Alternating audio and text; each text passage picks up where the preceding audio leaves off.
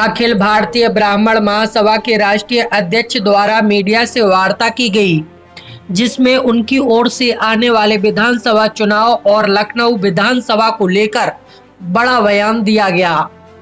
मैनपुरी शहर के station road स्थित एक निजी होटल में अखिल भारतीय ब्राह्मण महासभा के राष्ट्रीय अध्यक्ष पंडित राजेंद्र नाथ त्रिपाठी, प्रगतिशील समाजवादी लोहिया पार्टी के प्रबुद्ध सभा के प्रदेश अध्यक्ष अधिवक्ता किशन दुबे, परशुराम सेना के प्रदेश अध्यक्ष विनय तिवारी, बीजेपी के गद्दावर नेता में शुमार रहे आशीष पांडे की ओर से पत्रकारों से वार्ता की गई।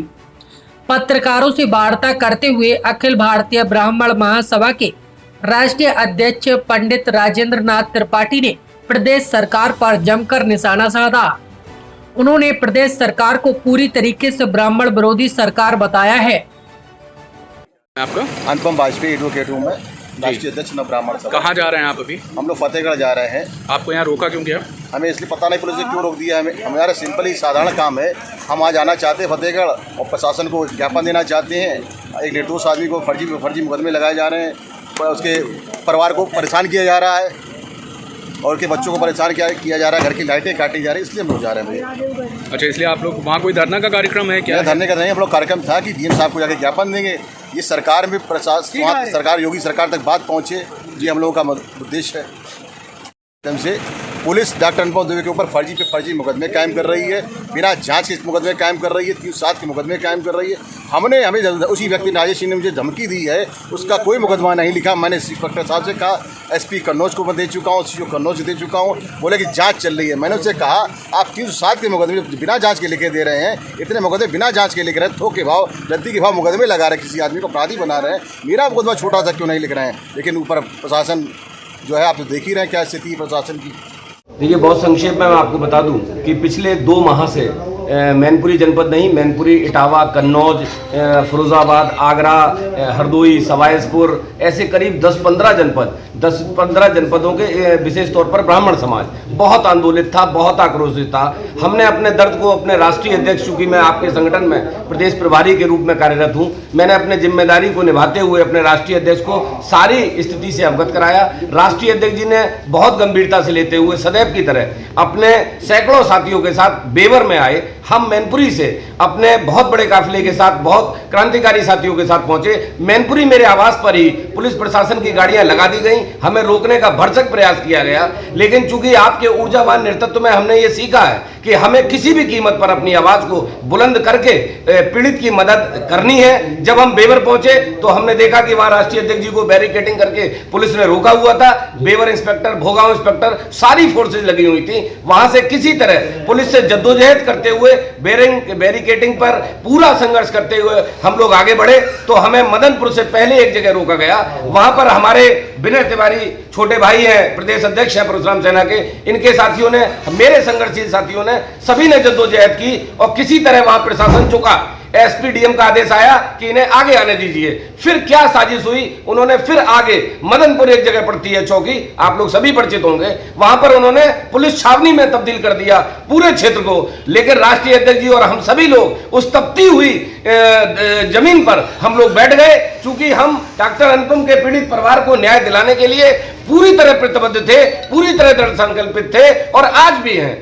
प्रमुख बात, 3 बातों पर हम लोगों ने वहां पर जो राष्ट्रीय अध्यक्ष जी का निर्देश था, वो केवल 3 निवेदन थे कि एक तो जो झूठे मुकदमे लगाए गए हैं डॉक्टर अनुपम दुबे के निर्दोष भाइयों पर, डॉक्टर अनुपम दुबे के निर्दोष परिवार पर, उन मुकदमों को 7 दिनों के अंदर जांच कराकर वापस किया जाए और नया कोई भी मुकदमा बिना जांच किए अगर एसपी फरुखाबाद लगाते हैं या डीएम लगाते हैं तो निश्चित रूप से अध्यक्ष जी ने यह कह दिया है कि इस बार आंदोलन प्रदेश लेवल पर नहीं, पूरे देश लेवल पर होगा और लखनऊ में किसी भी कीमत पर विधानसभा घेरने का काम करेंगे, विधानसभा चलने नहीं देंगे। इस तरह से जो निर्दोष लोगों को फांसने का काम किया जा रहा है, तो क्या लगता है कि प्रदेश में बीजेपी योगी सरकार क्या तानाशाही सरकार चला रही है?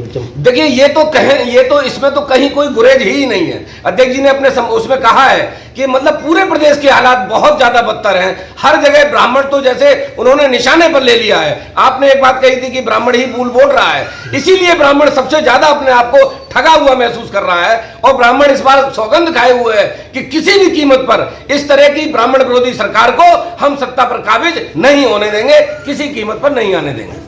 हमारे प्रति कैसा व्यवहार कर रहा है इससे मुझे फ़र्क नहीं पड़ता है, क्योंकि हम इस चीज़ को झेलते आ रहे हैं। हमको फ़र्क इस चीज़ से पड़ता है कि प्रशासन डॉक्टर अनुपम दुबे और उनके परिवार के प्रति कैसा व्यवहार करता है। हमको वो व्यवहार नहीं पसंद आ रहा है कि किसी भी व्यक्ति को आप अपराधी बनाना चाहते हो जो आपराधिक चरित्र या आपराधिक प्रवृत्ति का नहीं है।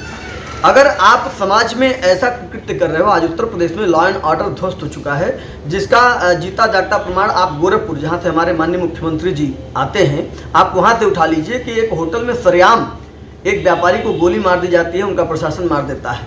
गोमती नगर में विवेक तिवारी को सरेआम गोली मार दिया जाता है, पुलिस वाले मार रहे हैं। क्या उसी प्रकार से डॉक्टर अनुपम दुबे जी को तो कोई नहीं टारगेट किया गया है?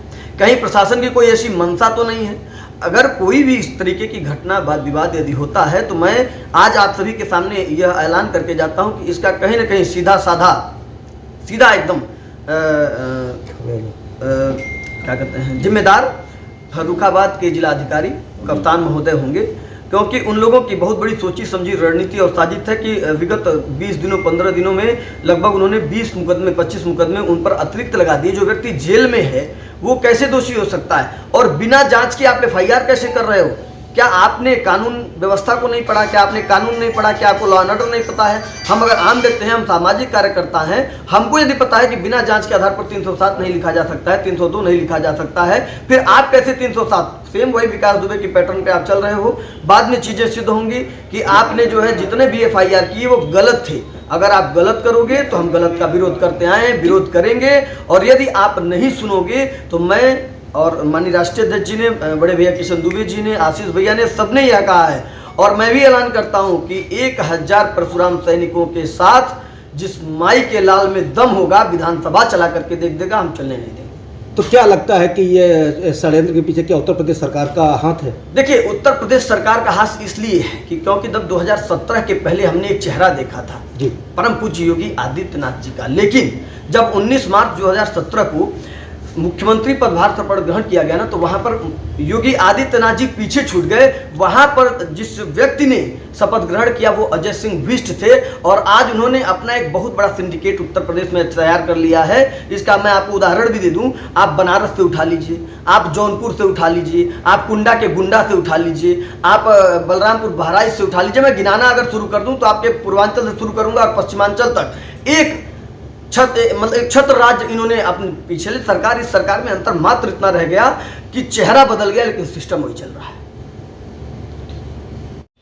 देखिए, पूरे उत्तर प्रदेश में ब्राह्मणों के साथ बदले की भावना से ये योगी सरकार जो कार्य कर रही है, उत्पीड़न कर रही है, पीड़ित उन ब्राह्मण परिवारों को न्याय दिलाना, उनकी आवाज़ बनना, उनके हित के रक्षा के लिए कार्य करना अखिल भारतीय ब्राह्मण महासभा का मूल उद्देश्य है।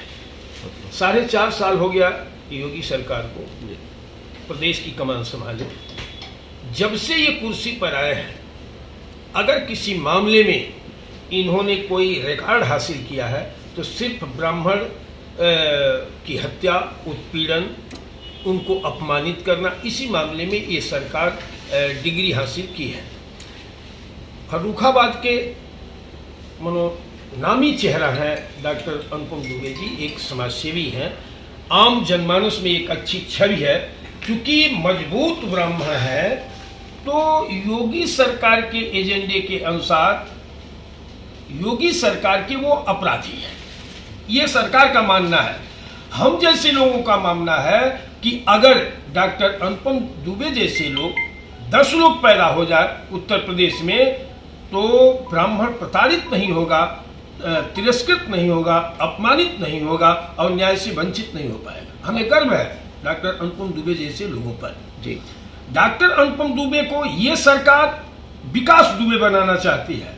अखिल भारतीय ब्राह्मण महासभा और ब्राह्मण समाज विकास दुबे नहीं बनने देगा। आप जो है ज्ञापन देने जा रहे थे फर्रुखाबाद जिला प्रशासन को, तो क्या किस तरह की घटनाएं सामने आई है सर? वहाँ का जिलाधिकारी, वहाँ का कप्तान ने हम लोगों को सीमा पर ही अपने पुलिस बल के माध्यम से रोकने का कार्य किया। हम लोग भी अड़ गए, हजारों कार्यकर्ता थे, वहाँ अड़ करके हमने अपनी बात उनको मनवाई। अच्छा, ज्ञापन किस उद्देश्य से दिया जा रहा था? उनके परिजनों को, उनके परिवार पर, उनके बीवी बच्चों पर अनावश्यक फर्जी मुकदमे। अब बताइए, दूध तक के लिए उनको प्रतिबंधित किया जा रहा है कि उनको बच्चों को दूध न दिया जाए, उनको मार्केट से सामान न लाया जाए। ये घोर उत्पीड़न है ना। इतने बड़े आतंकवादी हैं, इतने बड़े वो अपराधी हैं, तो इतना बड़ा जनसैलाब उनको न्याय, डॉक्टर अनुपम दुबे के परिजनों को न्याय दिलाने के लिए कैसे सड़क पर उतर गए? अगर वो अपराधी होते तो हम जैसे लोग क्यों आते? आपका मानना है कि ये बीजेपी सरकार ब्राह्मण विरोधी सरकार है? मानना और नहीं, जबकि बीजेपी सरकार को जो ना ब्राह्मणों ने ही हवा दी थी बनाने के लिए पूर्ण तौर से, क्या कहेंगे अब इस बात जो है ना क्या रुख लाएगा ये बात आपने सही कहा कि बीजेपी को केंद्र से लेकर के प्रदेश में पूर्ण बहुमत की सरकार स्थापित कराने में 95% ब्राह्मणों ने अपना योगदान दिया था। उसके पीछे बहुत बड़ी उम्मीद थी कि हमारा राष्ट्र हिंदू राष्ट्र होगा, सनातन धर्म की रक्षा होगी, ब्राह्मण गीता गौ गंगा की रक्षा होगी। लेकिन वो सारे सपने ब्राह्मणों के धूसरित हो गए। उसके ठीक विपरीत ये सरकार आचरण की और बदले की भावना से ब्राह्मण का उत्पीड़न किया। और इसके पीछे एकमात्र कारण है वोट बैंक की राजनीति। अगर वो ब्राह्मणों के नहीं हुए तो भारतीय जनता पार्टी अन्य की कतई कदापि नहीं होगी। और अब की बार ब्राह्मण इनको रसातल में भेज देगा, इस मूड में है। 2022 का चुनाव नजदीक है, क्या आप आने वाले टाइम में ब्राह्मण समाज को भाजपा सरकार के खिलाफ एकजुट करने का काम करेंगे? पूरे प्रदेश में मैं कर रहा हूँ इस ब्राह्मण हत्यारी खिलाफ सरकार के खिलाफ में।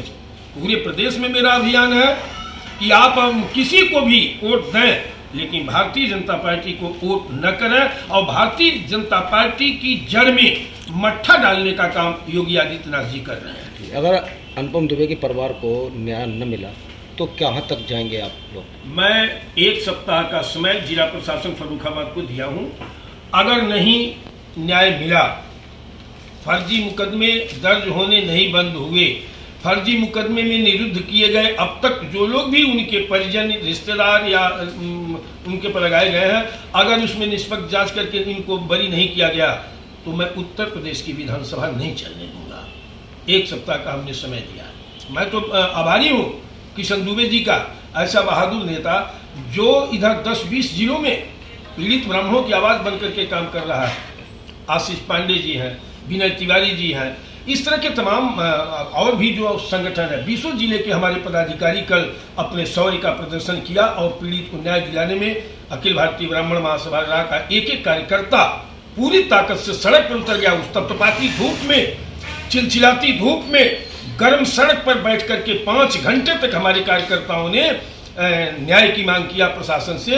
लेकिन ये जुल्मी सरकार, ये संवेदनहीन सरकार, ब्राह्मण विरोधी सरकार के जू नहीं रेंग रहे हैं तो हम रेंगवा देंगे ठीक से। 2022 में एक ब्राह्मण वोट के लिए योगी और बीजेपी को तरसना पड़ेगा।